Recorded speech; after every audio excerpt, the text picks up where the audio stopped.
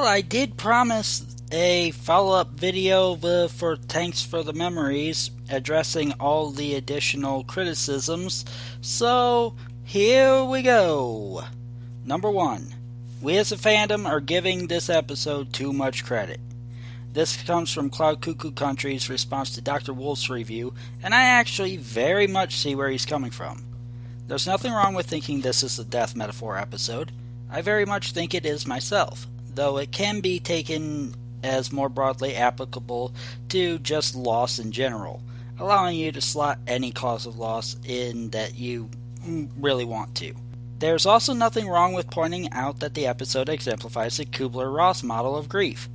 The criticism is that we're taking the inclusion of the model and the possible implications of its use to try to make the episode out to be making some grand and deep statement on death. It doesn't. What it does do is introduce a psychological model to a target audience that, because of their age, may not have been introduced to it before. This is Kubler-Ross 101, and there's a lot of value in that itself. We don't need to overstate the value for something that's already valuable. Number 2. Rainbow Dash is acting out of character / is being irrational. Well, yes, she is. That's the thing about grief, is that it makes people act irrationally. It makes them act emotional and impulsive, which are tendencies Rainbow Dash has already shown before. And it's not out of character. We've seen her act irrationally when happy. Recall every fangasm moment that she's had to this point. What would lead one to believe that she wouldn't be even worse when in mourning? That said, I understand this episode may not be for everyone. It's a shining example of what Cindy Morrow does best, but at the same time one can argue it's a perfect showing of her biggest failings as well. For Morrow, what she values most in a story is emotional investment. She goes for the feels every time. A lot of the time, that works perfectly. For example, Hurricane Fluttershy.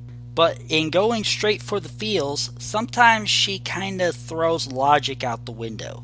See also the Showstoppers or One Bad Apple. As such, if one goes into her episodes expecting everything to be neat and orderly, they can set themselves up for disappointment. And if you're like Paleo and already dislike Dash, then an episode where she's going to these extremes isn't going to make you like her any more than you already do. Number 3. Tying into the above, Rainbow Dash's actions are exaggerated and hence baffling. I already pointed this out in my review, but yes, they are exaggerated. There's several reasons why I think this is. First, we have to remember the medium. It's a children's cartoon with a target audience of between 6 and 12 years old. Pretty much everything in that medium is exaggerated to some degree. If we can't forgive a cartoon for being a cartoon, then we really have become a bunch of cynical douchebags. Second, this is, as I said, Kubler-Ross 101. Having clear and easy examples of each of the 5 stages makes the model easier for the target audience to understand. Now, don't take that to mean that I support the show dumbing things down, but I also acknowledge that it's trying to tackle a subject that many of us probably didn't learn about until middle or high school, and is trying to make it understandable for elementary school kids. This is why it's also not making some deep statement about death. This episode isn't designed for that. It's designed as a basic introduction to the model. Now, maybe one day Hasbro will stop being a bunch of fucking pussies and let DHX tackle death directly, namely using AJ's parents. I still insist that my idea for an episode dealing with that subject is a damn good one, and I would not be inclined to sue DHX if they take it. It's just a framework to build a story on anyway, not a full-length fic or anything. So please, DHX, if you ever are able to take on death itself, use the idea! But until that time, this is what we have to work with, and it's admirable for what it is and what it is trying to be.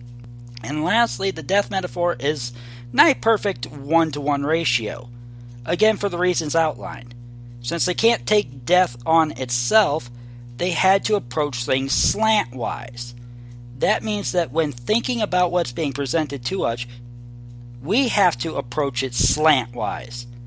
If one is a linear thinker and tackles the episode head on like one is used to doing, then yeah, Artie is going to come across as going way overboard and just plain being an idiot. Number 4. Lastly, we have the big one, from the resident provocateur himself.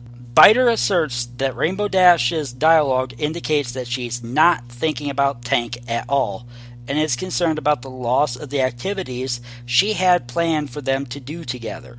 Hence, Rainbow Dash is acting like a spoiled brat. Biter does say he can see Kubler-Ross being employed, but seeing the model employed is only half the story, and the other half is Rainbow Dash is grieving because she's being selfish. I'm going to say something that's going to make a lot of people pissed off with me, but I want you all to hear me out. Yes, Rainbow Dash is being selfish, because grief is a selfish process! I think if most of us are honest with ourselves, when we lose someone, or a pet, part of the grief is the idea of not being able to do things with that loved one anymore. That doing things with them brings us joy, and we hope this joy is reciprocal. And now that joy is gone. This is probably more acute in a case of sudden loss, rather than here where Rainbow Dash has time to prepare herself for what's coming. But even in a case like that, I really don't think putting the object of loss first, before yourself, comes until the acceptance stage. It's only when you realize that what's coming can't be stopped, or is for the best, that you really can realize that you have, in fact, been selfish the whole time. And if you truly value their happiness/health above your own, that's when you learn to let it go, let it go. I think Rainbow Dash needed to realize both that she couldn't stop her loss from happening no matter what she tried, and that the attempt itself was not just futile, but selfish for her to finally come to terms with things. The reasoning why this is because grief is based on attachment. I'm not going to go too deeply into Vedanta or Buddhism here, though I suggest looking up info on non-duality and non-attachment yourself because they're fascinating ways to look at the world. But I think we can all agree on this point. The reason we grieve is because we elevate the people and things in our lives to the point that they become almost intrinsic in how we view our identities, thought processes, and emotional makeup. And the prospect of losing them upsets our entire sense of self. We grieve because we don't put others first. Even those of us that believe in altruism or socialism/communism, we can still be pretty selfish in our private lives when it comes to those close to us.